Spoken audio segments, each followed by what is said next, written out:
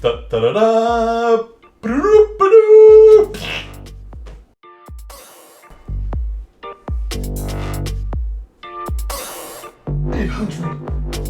801, 802, 803, 804, 805, 888, 9,000.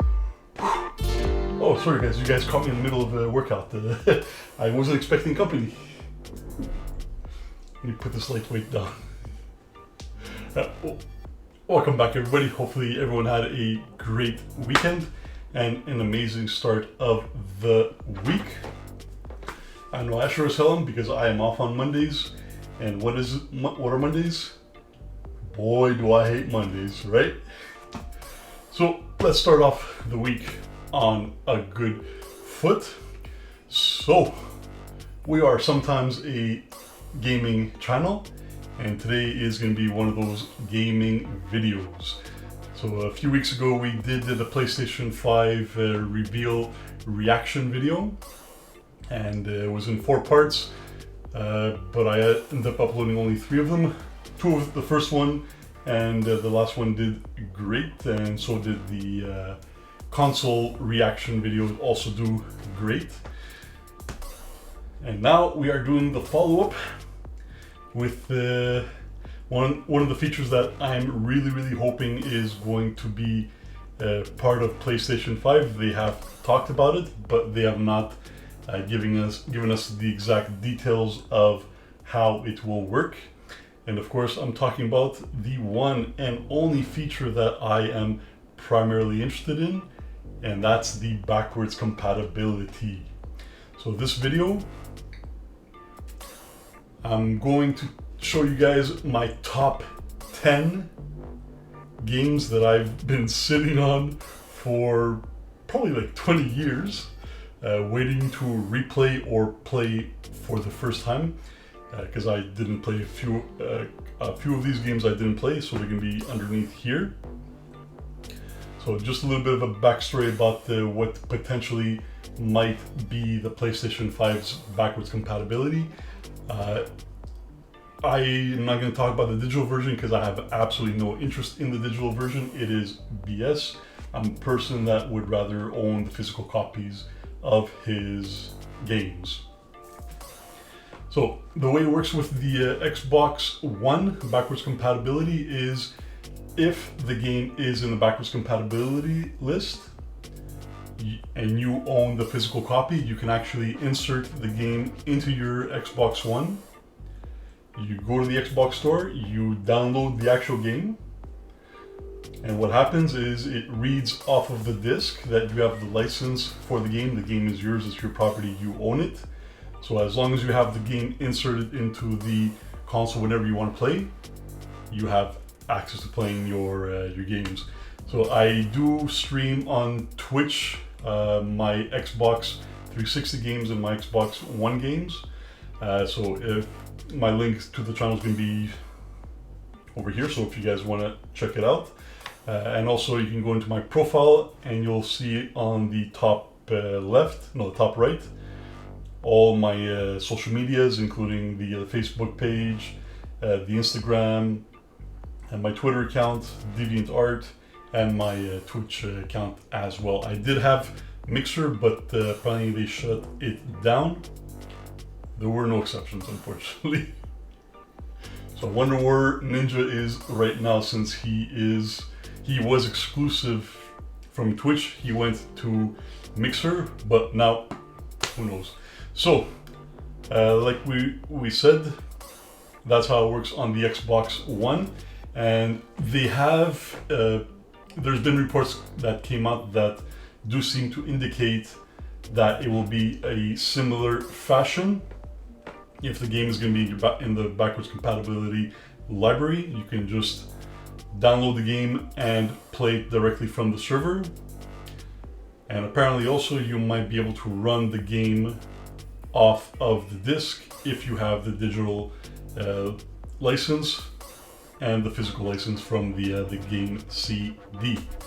So I'm really hoping, and I'm really looking forward to the day that they announced the pre-order. I will jump on that right away. I'm almost certain the console will be coming out early November or late. Well, it's gonna come out in November. That's what I'm banking on. So I'm gonna take a few days of vacation. I'm gonna do the unboxing. So stay tuned for that. I'm gonna hopefully they're gonna have the VR set right off the bat, and I will definitely be purchasing that because I love it. And finally, we're gonna actually have HD capture for our live streams from the PS5 to YouTube. So really, here's hoping. So now, without further ado, what is underneath the red blanket?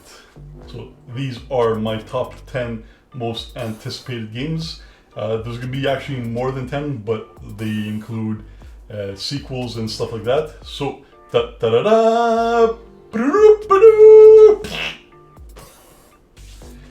alright, so they are in absolute order from what I'm hoping to play first. So you guys might know some of these games.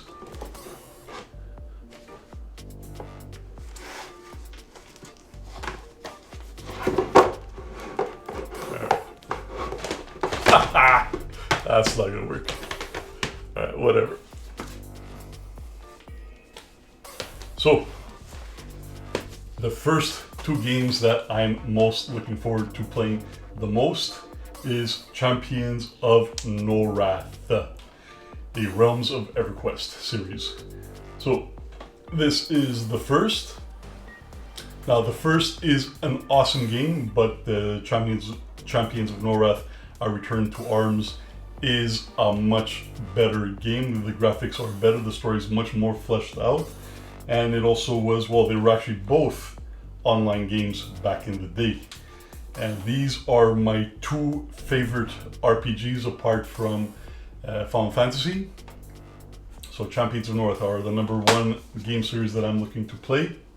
I'm probably not going to beat Return to Arms, but I'm going to definitely replay the hell out of this one because I've played this one like 3 times, and the last time I went back to it was 5-6 years ago. So Champions of Norrath, A Return to Arms. Next series, the Xenosaga series. So the Xenosaga series is another one of my favorite RPGs. These are extremely long games. You can put easily 100 hours into each one, and I'm pretty sure I did.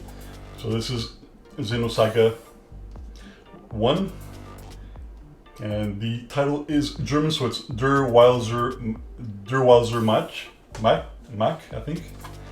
And then this is episode 2 of Xenosaga, and this one is also German, and it says Jenseite von Gott und Boist.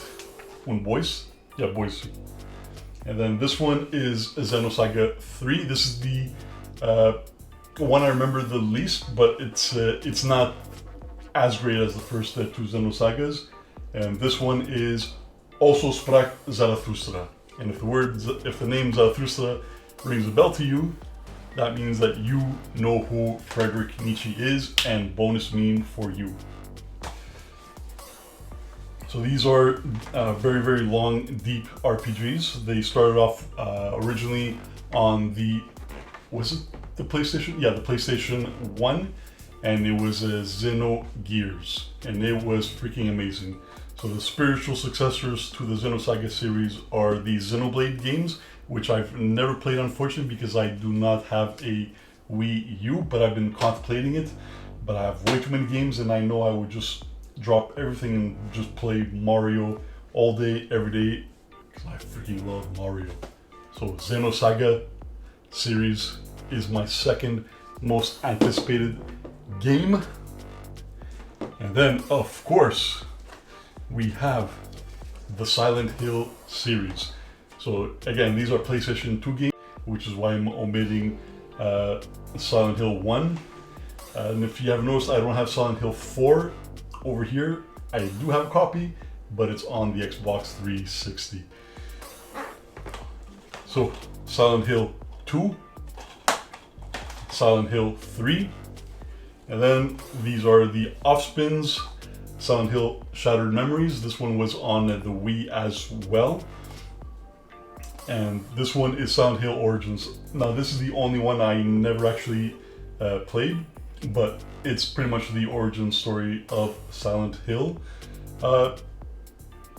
From what I've looked into regarding this one, it's a very good game, but it kind of reinvents the story. But you get to understand and find out how Alessa came to be and things like that in the Silent Hill the Silent Hill series. So Silent Hill 2 is arguably one of the best Silent Hill games, and so is Silent Hill 3. But my favorite Silent Hill games have always been Silent Hill 2 and Silent Hill 3 and Silent Hill 4, The Room.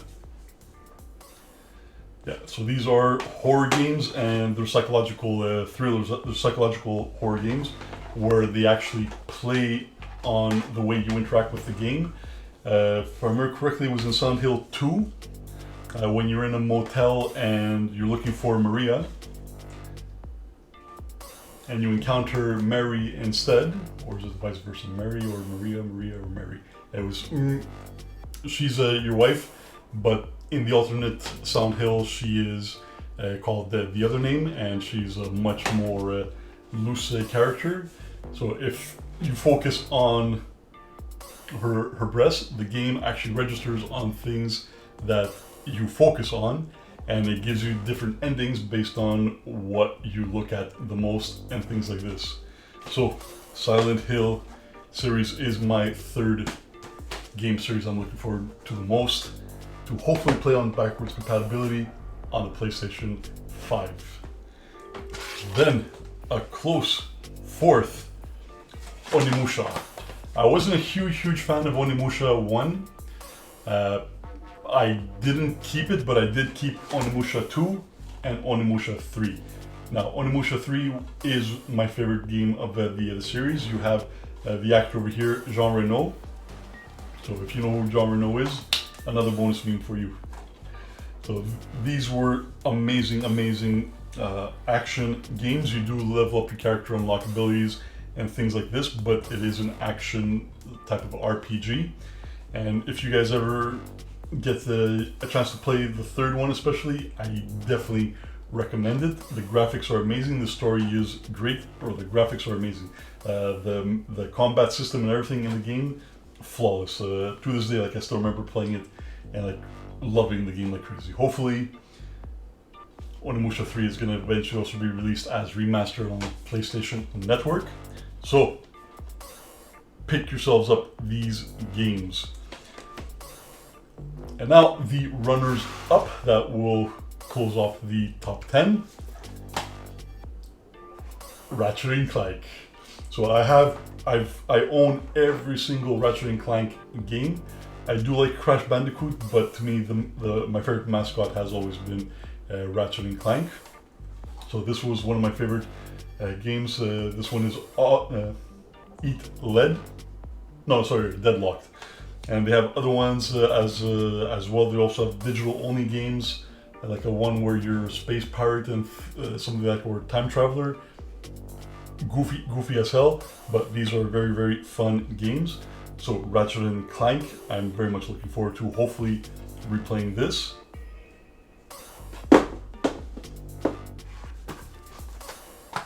Disgaea. So these games are deep as hell, and you can literally spend hundreds, and I mean hundreds of hours playing these. There's about 5 or 6 Disgaea games. This one and the fourth one were my favorite. Now, the reason why you can play these games for like hundreds of hours on end is because everything in the game that you collect, armor, weapons, they each actually have their own world built within it, and you can actually go fight in the weapons and the armor to level up that piece of the weapon or armor. So that's really cool. So if you ever get bored, this game will fill every single hour of your day. But it is an Atlas game, and Atlas is hard as nails games. They always start off simple, and as each chapter goes, it becomes much harder, and the level of strategy, like no joke, you can seriously spend on some battles 20 to 30 minutes to beat a group of enemies or a boss. It's a deep strategy game. So if you're an RTS fan, which I really am not an RTS fan at all, but Disgaea is a great game to try. They make it very fun, and I didn't even like the Final Fantasy Tactics at all. But this one, give it a try. Alright, running out of space. Then we have Soul Calibur 2. So this one in particular I very much love, because it not only is it a fighting game, but it was one of the first type of these games to give you the option of customizing and creating a character from the ground, from the bottom, the ground up.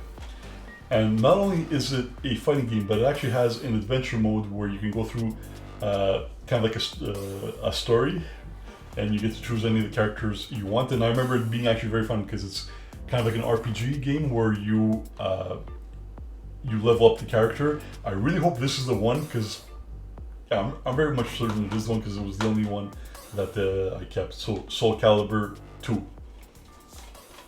If you get a chance, pick it up.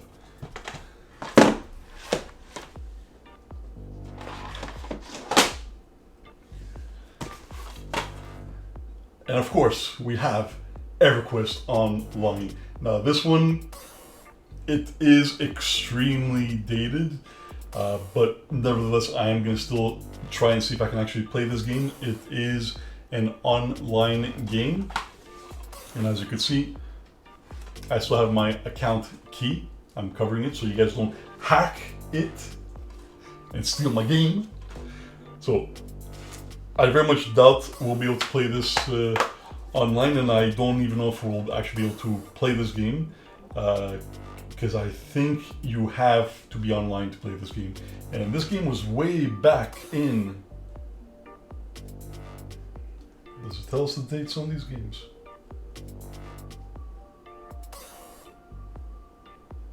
2002, 18 years ago. It was fun, it was very fun.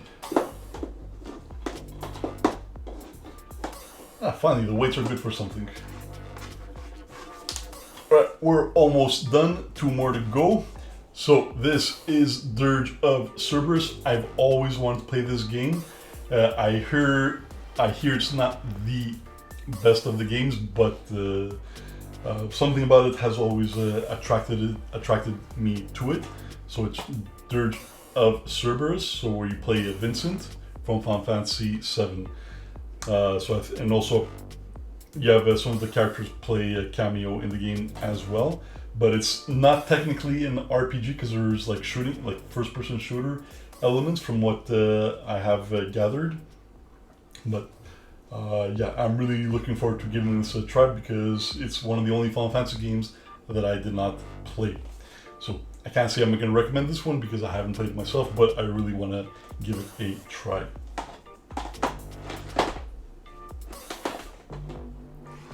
And then finally, a honorable mention, Nanobreaker.